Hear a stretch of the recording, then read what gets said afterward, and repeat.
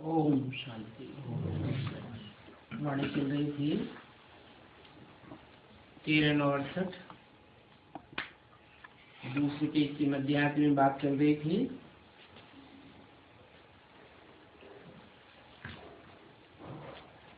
शिव बाबा पुनर्जन्म रहते हैं,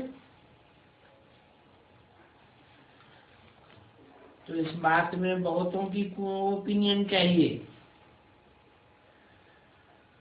जो ये झूठ सिद्ध हो जाए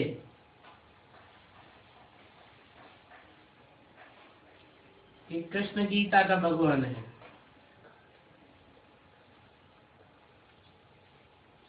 कृष्ण तो पुनर्जन्म लेने वाला है। गीता सुनने वाले तो ढेर के ढेर है। आखिरी फिर देखेंगे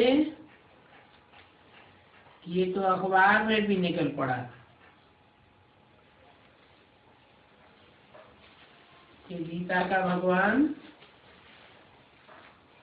कृष्ण साकार नहीं है।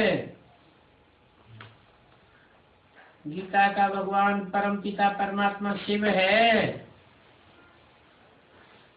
वही बाप है, वही सुप्रीम टीचर है, वही सर्व का सदगति दाता है।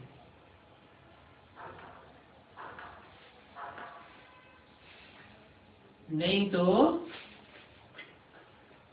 कृष्ण को तो सांदीपन गुरु दिखाया हुआ है।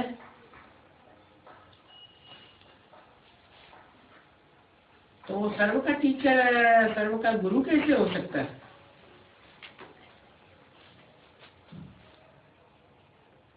वास्तव में शांति और सुख का वर्षा सिर्फ परम पिता परमात्मा शिव से मिलता है, जो निराकार है, अजन्मा है। कृष्ण तो जन्म लेने वाला है। जन्म लेने वाले को पूर्व जन्म की स्मृति नहीं रहती है। शिव बाबा तो अजन्मा है।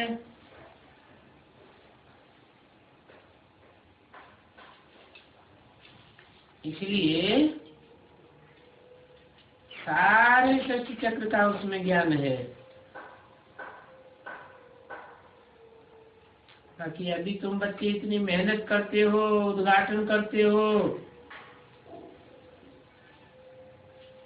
सिर्फ मनुष्यों की भ्रांतियां ठीक होती हैं, समझानी अच्छी मिलती है। बाकी बाबा जैसे कहते हैं ओपिनियन लिखे हैं और उनका ओपिनियन अखबार में जावे, तो उन्होंने जो इतने करोड़ शिष्य हैं उन्होंने रिवॉल्यूशन हो जावे। अरे अभी तक तो हमारे गुरु जी पढ़ाते थे कि गीता का भगवान कृष्ण है।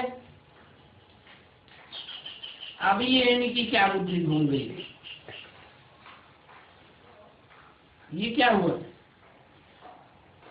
इतना समय हम झूठ सुनते आए। इसलिए बाप कहते हैं ये रेवोल्यूशन अभी नहीं होगा, क्योंकि अभी अगर ऐसा हो जाए तो सभी के सिरों में फूट पड़ जाए।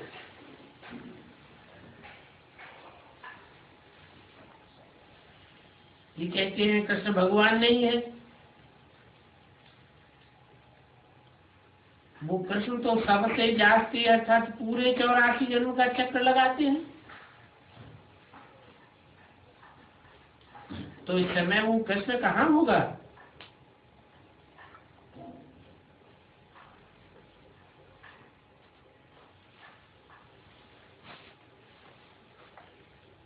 क्राइस्ट के लिए भी कहते हैं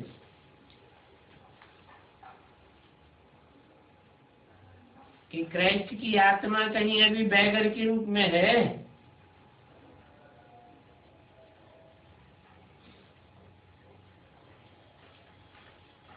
तो जरूर कृष्ण अभी बैगर होगा।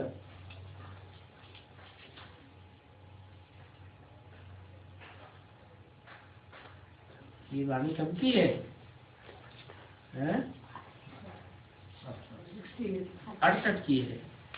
68 में ब्रह्मा बाबा जीवित थे या शरीर छोड़ गए थे? शरीर छोड़ गए हैं? शरीर छोड़ गए नहीं। तो जब जीवित थे तो कृष्ण की आत्मा जीवित थी या चली गई थी? जीवित थी। फिर ये कैसे कह दिया जरूर बैगर होगा? ब्रह्मा बाबा क्या बैगर थे? नहीं। इससे साबित होता है कि गीता शास्त्र में जिस कृष्ण की बात आई है वो कृष्ण संगम युगी कृष्ण की बात है या सतयुग में जन्म लेने वाले कृष्ण की बात है? संगम में जिस कृष्ण ने जन्म लिया है वो कृष्ण की बात है। अर्थात ब्रह्मा बाबा तो जीवित थे, वो तो सतयुग में जाके कृष्ण बनेंगे, लेकिन संगम युग में जो कृष्ण बनता है जिसके पीछे 16,000 फिदा होती हैं, वो पार्ट तो अभी चला ही नहीं। वो पार्ट अभी चलने वाला है या चल चुका है? चलने वाला है। तो वो राम वाली आत्मा की तरफ इशारा किया कि वो आत्मा 68 में किस रूप में थी? बैगर के रूप में है। जरूर बैगर होगा। जैसे क्राइस्ट के लिए कई समझते हैं को बैगर के रूप में। क्राइस्ट और कृष्ण की राशि मिलाती है ना। कोई क्या कहते हैं, कोई क्या कहते हैं।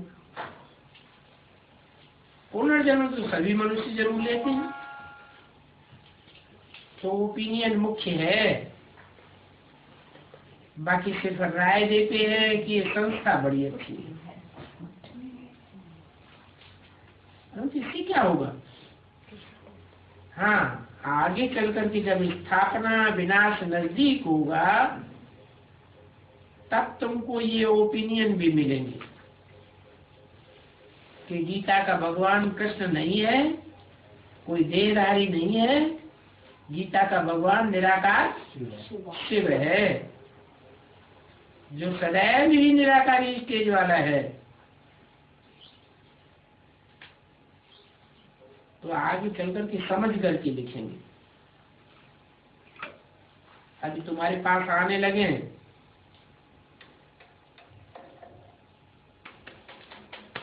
तो बहुत बड़ी बात हो जाए। ऐसे आने तो लगे हैं। अभी तुमको ज्ञान मिला है एक बाप के, हम सब बच्चे हैं, भाई भाई हैं। और ये बात तो किसी को भी समझाना बहुत सहज है कि सभी आत्माओं का बाप एक ही है, वो है सुप्रीम बाबा। उसे जरूर सुप्रीम बेहद का पद भी मिलना चाहिए। तो 5,000 वर्ष पहले भी तुमको मिला था। वो लोग कलयुग की आयु लाखों वर्ष कह देते हैं। बाप कहते हैं सारे ही कल्प की आयु 5,000 वर्ष है।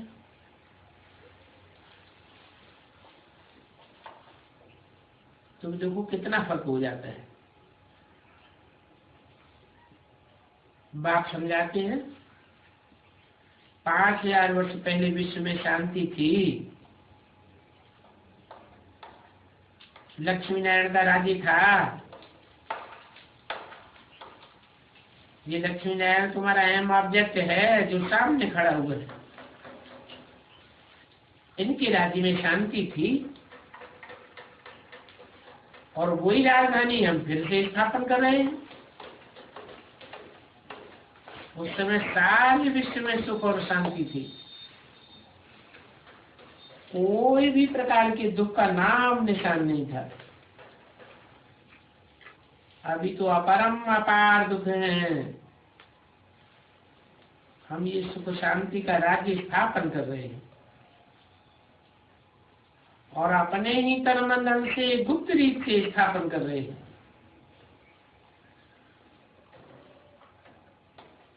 इस स्थापना में बाप भी गुप्त है, उनकी नॉलेज भी गुप्त है और तुम बच्चों का पुरुषार्थ भी गुप्त है। इसलिए बाबा गीत कविताएं आज भी पसंद नहीं करते हैं। वो सब भक्ति मार्ग है। गीत गाते रहते हैं, कविताएं गाते रहते हैं, दिन ब दिन नीचे गिरते रहते हैं। यहाँ तो ज्ञान मार्ग में चुप रहना है, शांति से चलते फिरते उठते बैठते बाप को याद करना है और सृष्टि का चक्र बुद्धि में फैलाना है। अभी तुम्हारा अंतिम जन्म है।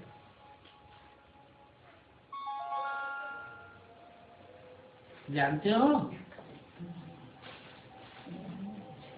5000 वर्ष पहले भी एटम बम बने थे। महाभारत युद्ध हुआ था।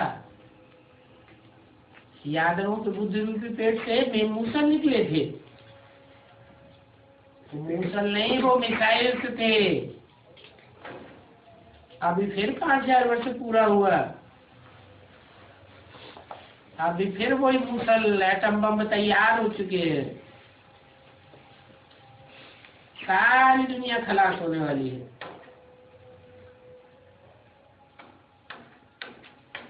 इसलिए कहते हैं तुम्हारा अंतिम जन्म है। इससे पुरानी दुनिया में, इसके बाद तो फिर नई दुनिया आएगी। नई दुनिया में हम पहला जन्म लेंगे।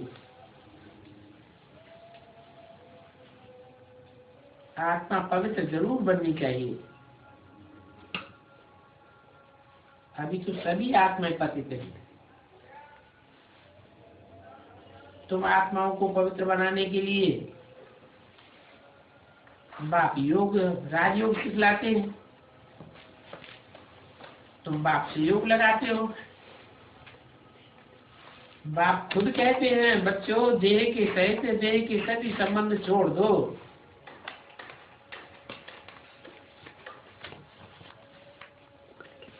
आत्मा आत्मा भाई भाई समझो, क्योंकि बाप अब नई दुनिया स्थापन कर रहे हैं। तो पुराने संबंधों को छोड़ना चाहिए ना। एक बाप को ही याद करो तो तुम्हारे सारे पाप कट जाएंगे। बाप जो तुमको विश्व का मालिक बनाते हैं, विश्व की बादशाही देते हैं, ऐसे बाप को तुम भूल कैसे जाते हो? वो बाप ही कहते हैं इस अंतिम जन्म से पवित्र बनो।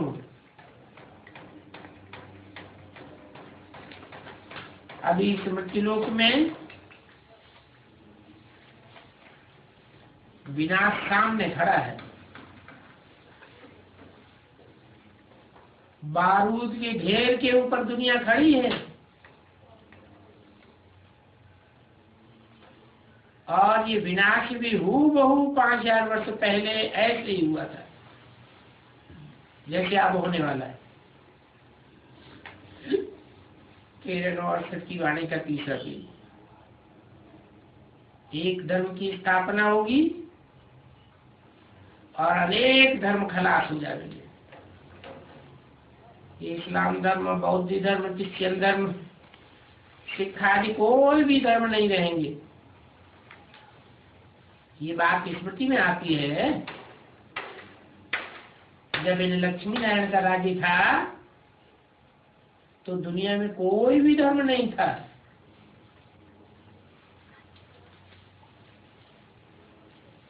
अद्वैत राज्य था,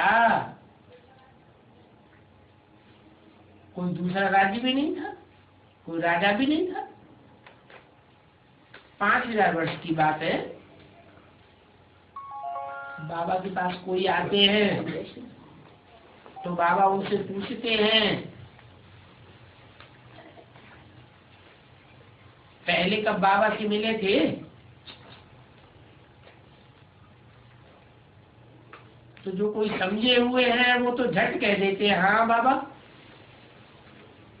हम शिव बाबा से 5000 वर्ष पहले भी मिले। कोई नया आता है उससे पूछते हैं तो मूड पड़ता है।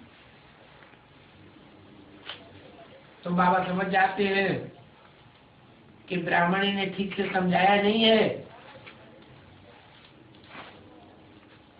इसलिए फिर कहता हूं, विचार करो,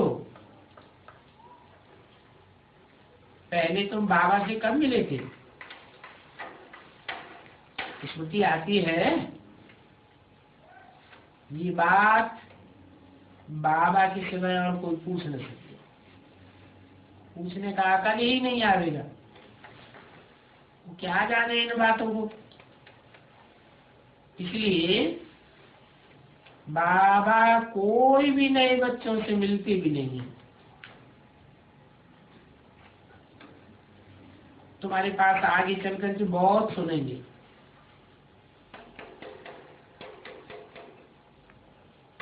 जो स्कूल के होंगे वो तुमसे सुनेंगे,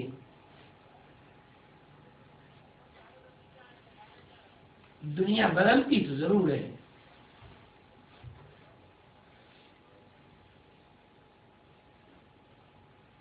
चक्र का राज तो समझा दिया है, ये 5000 वर्ष का चक्र है। अभी हमको नई दुनिया में जाना है। जब जाना ही नई दुनिया में है तो इस पुरानी दुनिया को भूल जाओ ना। बाप नया मकान बनाते हैं तो नए मकान में बच्चों की बुद्धि चली जाती है ना, पुराने मकान को याद करेंगी क्या? पुराने मकान में फिर कोई का भी महत्व नहीं रहता है। यहाँ पे वेद की बात है, बाप नई दुनिया स्वर्ग की स्थापना कर रहे हैं, इसलिए अभी पुरानी दुनिया को देखते हुए नहीं देखो, सदैव स्वस्थ स्थिति में रहो। स्वस्थ स्थिति में रहते रहते तुम्हारी स्वर्ग की दुनिया स्थापन हो ही जाएगी। सदा ममत्व नई दुनिया में रहे। इस पुरानी दुनिया से वैराग आ जाना चाहिए।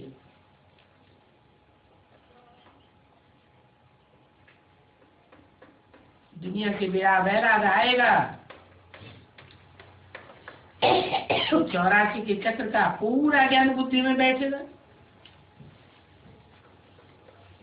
वो सन्यासी लोग तो हठ योग से हद की दुनिया का संन्यास करते हैं, घर बार का संन्यास करते हैं, जंगल में जाकर बैठ जाते हैं। तुम्हारी तो सारी पुरानी दुनिया से वैराग की बात है। जानते हो इस पुरानी दुनिया में अपरम अपार दुख है,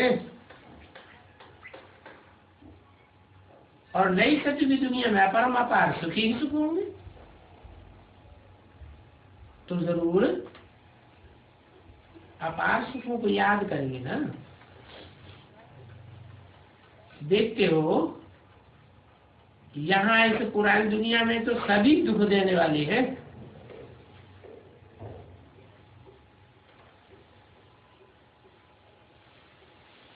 दुख देने का संकल्प करेंगे, दुख देने की बातें करेंगे, दुख देने वाले कर्म करेंगे। माँ बाप सभी विकारों में फंसाए देंगे। अभी बाप तो कहते हैं काम महाशत्रु है, शादी बर्बादी है। इस काम को जीतने से तुम जगत जीत बन जाएंगे।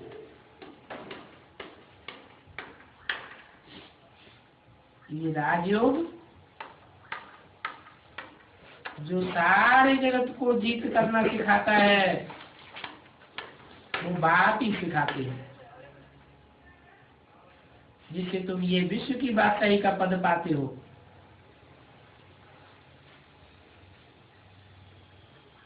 कोई बहुत तंग करते हैं तो बोलो, हमको स्वप्न में भगवान कहते हैं कि तुम पावन बनोगी तो स्वर्ग की राजाई मिलेगी। तो अब मैं एक जन्म पवित्र बन करके अपनी राजाई थोड़ी ही कमाऊंगी। आत्मा एक जन्म में स्त्री, एक जन्म में पुरुष बनती है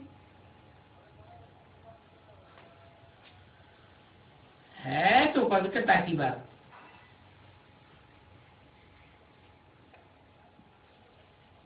स्त्री चोलों को याद करने से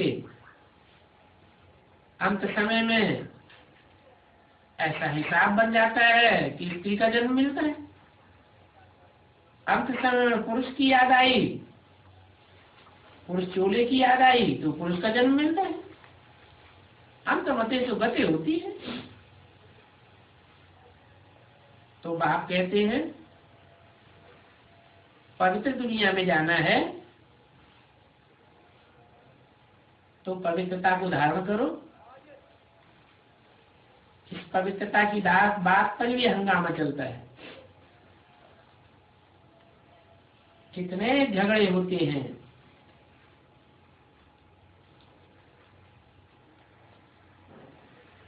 महाभारत में लिख दिया है, द्रौपदी ने पुकारा, ये दुशासन हमको नमन करते हैं। देखो ये इसी समय का खेल दिखाई दिया है।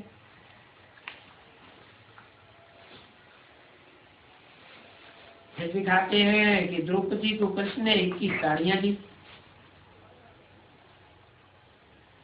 अभी बाप बैठ समझाते हैं कि ऐसे भरी सभा के बीच थोड़ा ही होता है। ये तो मूर्खता की बात बैठ लिख दी है।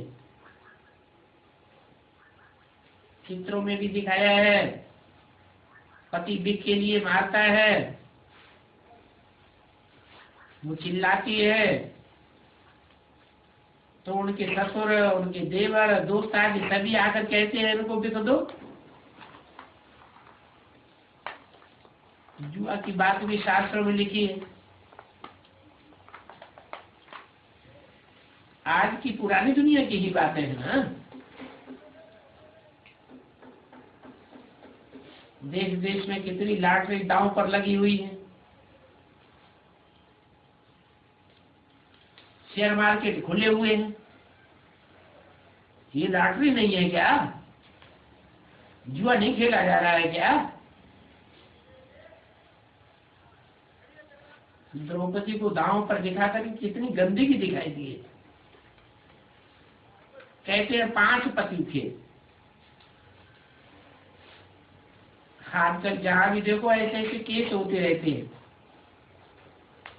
जो स्त्री को ही गिरवी रख देते हैं।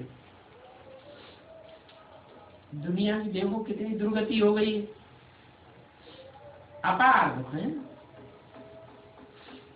सतयुग में तो अपार सुख थे। मैं अभी आया हूं अपार सुखों का सृजन करने। अनेक धर्मों का विनाश होगा, एक धर्म की स्थापना होगी। अभी बाकी 8 वर्ष है। कौन से सन की वाणी? 68 की वाणी है। 68 पूरा होने का जा रहा है। 12वें महीने की वाणी। और उसके बाद 8 वर्ष और ऐड किए।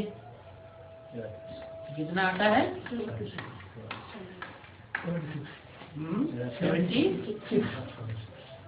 75। 76, 75 आता है। तो 76 के लिए घोषणा की थी कि लक्ष्मी नारायण का राज्य आ जाएगा, पुरानी दुनिया भस्म हो जाएगी। परंतु पुरानी दुनिया तो भस्म नहीं हुई। उसका अर्थ क्या हुआ? दुनिया का हर काम पहले छोटे रूप में होता है या बड़े रूप में होता है? मकान बनाएंगे, पहले दिमाग में बात आएगी, फिर उससे बड़ा नक्शा बनेगा, फिर प्रैक्टिकल में बड़ा मकान बनेगा। तो बाबा ने जो बोला था कि पुरानी दुनिया भस्म होगी 76 में और नई दुनिया की स्थापना होगी, तो जरूर पहले किसी एक की बुद्धि में ये बात आएगी क्या कि पुरानी दुनिया कैसे भस्म होगी। एक सेकंड में चुटकी लगाए तो भस्म होने वाली नहीं। दुनिया छोटी है या बड़ी है? बड़ी है। तो बाहर की दुनिया तो बाद में भस्म होगी। पहले भगवान ब्रह्मा के तन में आकर के जो ब्राह्मणों की दुनिया रचते हैं, वो ब्राह्मणों की दुनिया ही 4 अवस्थाओं से पसार होती है। दुनिया की हर चीज 4 अवस्थाओं से पसार होती है, सतो प्रधान, सतो समान, रजो और तमो। तो ब्राह्मणों की दुनिया 76 में तमो प्रधान बन जाती है और उस दुनिया का विनाश होता है बुद्धि के अंदर। आप हुए, मर गई दुनिया। माने अपने को मारने की बात है। पुरानी दुनिया से जिसने अपने को मार दिया, तो जैसे कि पुरानी दुनिया खलास हो गई, नई दुनिया का संगठन शुरू हो जाता है। तो ब्राह्मणों की दुनिया के अंदर की बात है कि पुरानी दुनिया भस्म और नई दुनिया की शुरुआत हुई, जिसे कहते हैं एडवांस पार्टी शुरू हुई। एडवांस पार्टी है ब्राह्मणों की नई दुनिया, और उस एडवांस पार्टी में लक्ष्मी नारायण बनने वाली आत्माएं भी प्रत्यक्ष होती हैं। यही आत्माएं राजयोग सीख करके फिर राजाएं बनती हैं, स्थापना हो जाती है, विनाश शुरू हो जाएगा। तो पहले ब्राह्मणों की दुनिया में स्थापना, विनाश, और राजाई की स्थापना, बाद में बाहर की दुनिया की बात। फिर हम चलेंगे अपने वतन की ओर। जब तुम कर्मातीत अवस्था को पालेंगे, फिर दुनिया में स्थूल लड़ाई शुरू होगी। तब तक है तुम्हारी माया की लड़ाई। काम, क्रोध, लोभ, मोह, अहंकार, ये 5 विकारों से लड़ाई है। लड़ाई शुरू होगी, फिर मैं भागा। कौन भागेगा? मैं भागा किसने कहा है? शिव बाबा ने। फिर मैं भागा, ये भी लिखा हुआ है।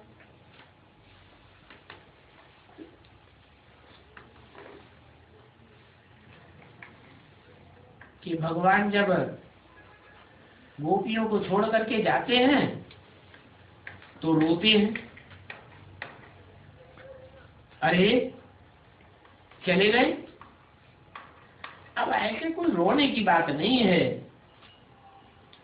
रोते देह अभिमान से हैं या आत्माभिमानी रोते हैं? देह अभिमान वाले रोते हैं। ये तो शास्त्र में बातें लिख दी हैं कि तो बाबा कहते हैं हम चले जाएंगे, तुमको राजभाग देकर के चला जाऊंगा। बाप तो वानप्रस्थ अवस्था में चले जाएंगे, अर्थात जो अभी वाणी चला रहे हैं वो वाणी से परे हो जाएंगे। आधा तक फिर मेरी दरकार ही नहीं पड़ेगी।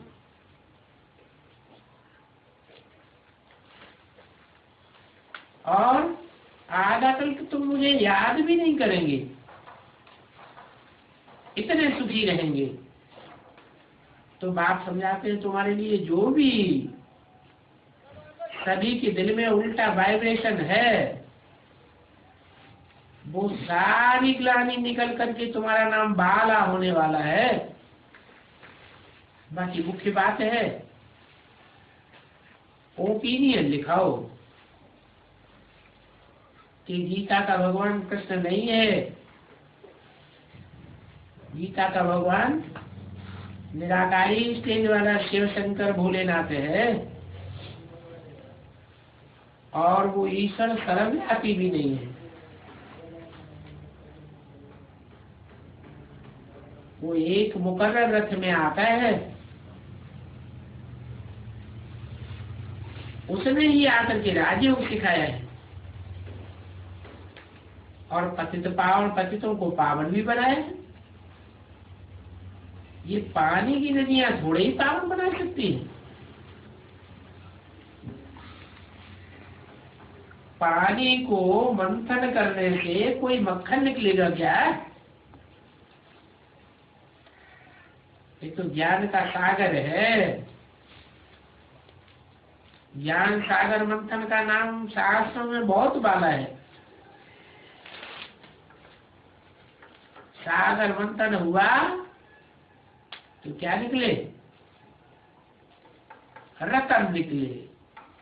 अब है ये ज्ञान रतन, अनेक प्रकार के ज्ञान रतन। बाकी पानी तो सभी जगह होता है, पानी थोड़ी पावन बनाता है। वेद का बाप अभी कहते हैं कि अपन को आत्मा समझेंगे तो मनन चिंतन मंथन अच्छा चलेगा। ज्ञान सागर में ही गोते लगाते रहेंगे। इसके लिए देह सहित देह के सभी संबंध छोड़ दो, अपनी देह भी याद ना आए, देह के पदार्थ भी याद ना आवे, और देह के कोई संबंध भी याद ना आवे। ऐसी स्टेज बनानी है। ये तो जानते हो कि आत्मा ही एक शरीर छोड़ करके दूसरा लेती है। शरीर छूट जाता है, पांच तत्व में मिल जाते हैं। आत्मा तो अजर हमारे विनाशी है, जाकर के दूसरा जन्म लेती है। आत्मा कभी मरती नहीं है, और फिर आत्मा ही कह देती है निर्लेप है। अरे आत्मा निर्लेप कैसे हुई? निर्लेप होती तो दूसरा जन्म कैसे ले, शरीर धारण कैसे करेगी? देवान का लेप छेप लगता है तब तो जन्म मिलता है। जैसे कोई पुरुष शरीर छोड़ता है तो सारा जीवन काम विकार भोगा है स्त्री चोले के साथ, तो अंत समय में स्त्री चोला याद आ जाता है। तो स्त्री चोले का देहभान लगा ना, वो देहभान जो लग गया वो लेप छेप हुआ ना, वही लेप छेप जो है वो अंत समय में याद आ जाता है। आत्मा न तो स्त्री है, न आत्मा पुरुष है, लेकिन आत्मा को याद आ गई स्त्री चोले की, तो कौन सा जन्म मिलेगा? स्त्री चोले का जन्म मिलेगा। तो ऐसे नहीं है कि आत्मा निर्लेप है, शरीर को लेप छेप लगता है। इसलिए वो सन्यासी तो शरीर को धोने जाते हैं, गंगा में स्नान कराने जाते हैं, समझते हैं शरीर के स्नान से हम पावन बन जाएंगे। और शरीर तो जड़ है, जड़ शरीर को क्या लेप छेप लगेगा? बाप कहते हैं ये भी झूठ है कि कह देते आत्मा तो परमात्मा। क्या क्या हर आत्मा परमात्मा हो सकती है? हर एक आत्मा परमात्मा का पार्ट बजाएगी? आत्मा तो ढेर की ढेर है सच्ची रूपी रंगमंच पर। जो जन्म बाई जन्म ढेर के ढेर कपड़े सही रूपी वस्त्र पहन करके पार्ट बजाती रहती है। कोई राजा का पार्ट बजाता है, कोई रानी का पार्ट बजाता है, कोई दास दासी का पार्ट बजाता है, कोई क्या पार्ट, बैगर का पार्ट बजाता है। तो आत्माएं जो अनेक हैं, वो अनेक आत्माएं परमात्मा कैसे हो सकती? पार्ट बजाने वाली परम आत्मा हीरो पार्टधारी होगी या सभी आत्माएं पार्ट बजाने वाली हीरो पार्टधारी हो जाएगी? सब नंबरवार हीरो पार्टधारी हो जाएंगे। हैं? हीरो पार्ट तो एक ही होगा। ये सच्ची रूपी रंगमंच है। इस रंगमंच पर आत्माएं पार्टधारी हैं, तो पार्ट बजाने वाली जो आत्माएं हैं उनके बीच में हीरो पार्टधारी तो एक ही होगा या अनेक होंगे या नंबरवार होंगे? नंबरवार भी नहीं। हीरो पार्टधारी को ही परमात्मा कहा जाता है, परम पार्टधारी, जिसने परम पार्ट बजा के दिखाया। तो वो तो ऐसे ही कह देते हैं आत्मा तो परमात्मा, माने जो भी आत्माएं हैं वो सब परमात्मा। ये तो रंग बात हो गई। ये भक्ति मार्ग की बातें हैं। जिसने जो कहा, पीछे से उनके जो भक्त होते हैं, जो चेले होते हैं, वो सत्य वचन महाराज करते रहते हैं। अभी बाप तो कहते हैं बच्चे बेहद के बाप को याद करो, तो बच्चे कहते हैं कैसे करें? अरे जो चीज आंखों से देखते हो वो याद नहीं आती है क्या? आती है कि नहीं आती है? तो क्यों पूछते हो बार बार भगवान के लिए कि भगवान को कैसे याद करें? अरे भगवान इस सृष्टि पर आया हुआ है तो प्रैक्टिकल में आता है ना।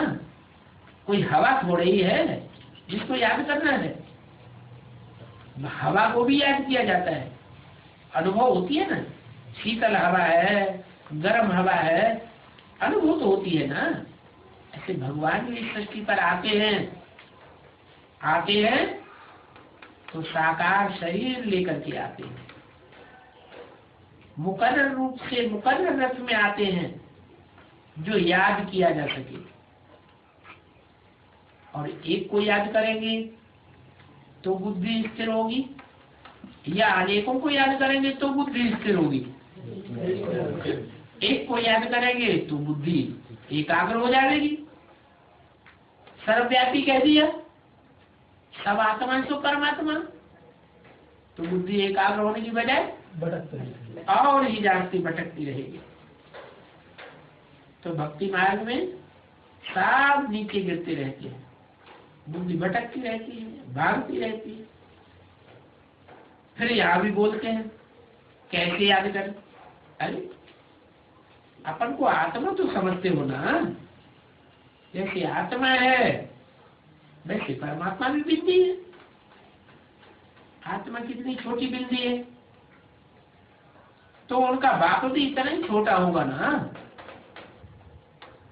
बाप और बेटे का जो हुलिया है वो एक जैसा होता है या अलग अलग होता है?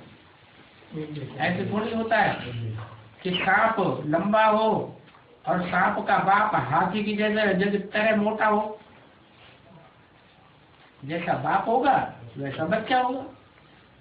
तो बाप कहते हैं जैसे तुम आत्मा छोटी बिंदी हो वैसे मैं भी अति सूक्ष्म छोटी बिंदी हूँ। तो वो आत्मा पुनर्जन्म में आती है, ये बुद्धि में ज्ञान रहना चाहिए। फिर देखो बाप याद क्यों नहीं आवेगा? चलते फिरते बाप को याद करो। अच्छा, छोटा रूप बिंदी याद नहीं आता है तो बड़ा रूप ही याद करो। बड़ा रूप क्या है? जिस साकार में प्रवेश करके पार्ट बजाता हूँ, जिसे परमात्मा पार्ट कहा जाता है, हीरो पार्टधारी कहा जाता है, वो हीरो पार्टधारी को तो याद कर सकते हो, बड़ा रूप याद करो। इसलिए भक्ति मार्ग में लिंग रूप बनाया है। भक्ति मार्ग में कोई बिंदी को याद करता है? करता है? बिंदी को कोई नहीं याद करता। बिंदी का भी बड़ा रूप बनाते हैं, लिंग आकार, उसे याद करते हैं। परंतु ये थोड़े जानते हैं कि ये लिंग ही भगवान का निराकारी स्वरूप है। निराकारी स्वरूप कैसे? उसको हाथ पांव नाक आंख कान नहीं है, वो ऐसी स्टेज को धारण करता है। कौन कौन धारण करता है? शिव नहीं, शिव तो है ही बिंदी, वो क्या धारण करेगा? शिव जिसमें प्रवेश करता है वो ऐसी निराकारी स्टेज को धारण करता है कि शिव समान स्टेज बन जाती है। इसलिए शिव के साथ इसका नाम जोड़ते हैं, शंकर का नाम जोड़ा जाता है। और कोई भी 33 करोड़ देवताओं का नाम नहीं जोड़ा जाता, कोई भी धर्म पिताओं का या धर्म पिताओं के फॉलोअर्स का नाम नहीं जोड़ा जाता। किसका नाम जोड़ा जाता है? शिव के साथ सिर्फ शंकर का नाम जोड़ेंगे और शंकर को याद में बैठा हुआ दिखाते हैं। और चित्र माइनर, लेकिन खास कौन सा चित्र दिखाते हैं? याद में बैठा हुआ। इससे साबित होता है कि जो राजयोग की प्रैक्टिस है, वो प्रैक्टिस करने वालों में वो एक स्वरूप जिसे देवदेव महादेव कहा जाता है, वो सबसे आगे जाता है। तो चलते फिरते तुम भी बाप को याद करो, परंतु याद एक को करो। क्या? छोटे रूप को याद करो चाहे बड़े रूप को याद करो, लेकिन एक को याद करो तो भी कल्याण ही कल्याण है। ऐसे नहीं बिंदी को कैसे याद करें, बिंदी भूल जाती है, बिंदी को खींच खींच के याद करना पड़ता है। मत याद करो, जो सहज याद आती है उसे याद करो। ये तो जानते हो कि जिस साकार मुकर रथ में भगवान बाप प्रवेश करते हैं वो विनाशी है या अविनाशी है?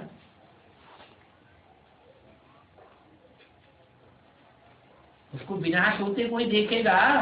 नहीं देखेगा। तो अविनाशी हुआ ना, तो अविनाशी को याद करो। बड़ा है तो क्या हुआ?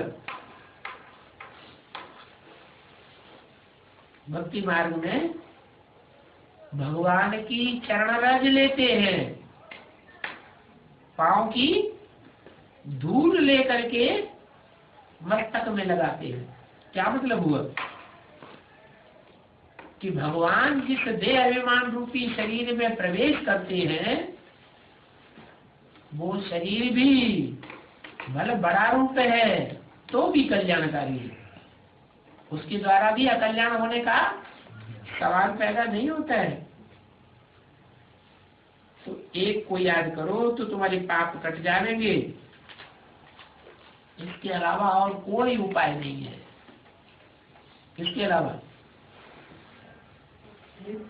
एक बाप को याद करने के सिवाय दूसरे को याद किया तो पाप कटने के सिवाय पाप कटने की बजाय क्या होगा?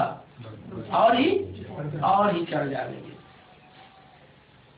जो समझते हैं वो कहते हैं बाबा आपकी याद से ही हम पावन बन करके पावन दुनिया में चले जाएंगे, आपकी याद से ही विश्व के मालिक बनते हैं, तो हम क्यों नहीं याद करेंगे? इतने धर्म पिताएं हुए,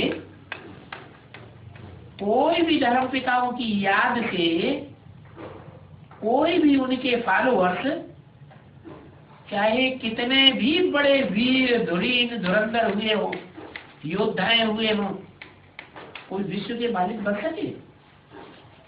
हिटलर, नेपोलियन, मुसोलिनी, अलेक्जेंडर सारी दुनिया के ऊपर राज्य कर सके क्या? नहीं कर सके। एक शिव बाबा ही है जिसकी याद से तुम पावन बनेंगे और साथ साथ विश्व के मालिक भी बन सकते हैं। और साथ खुद भी याद करो और दूसरों को भी याद दिलाओ तो तुम्हारे पाप कट जाएंगे। अच्छा, बच्चों को गुड मॉर्निंग।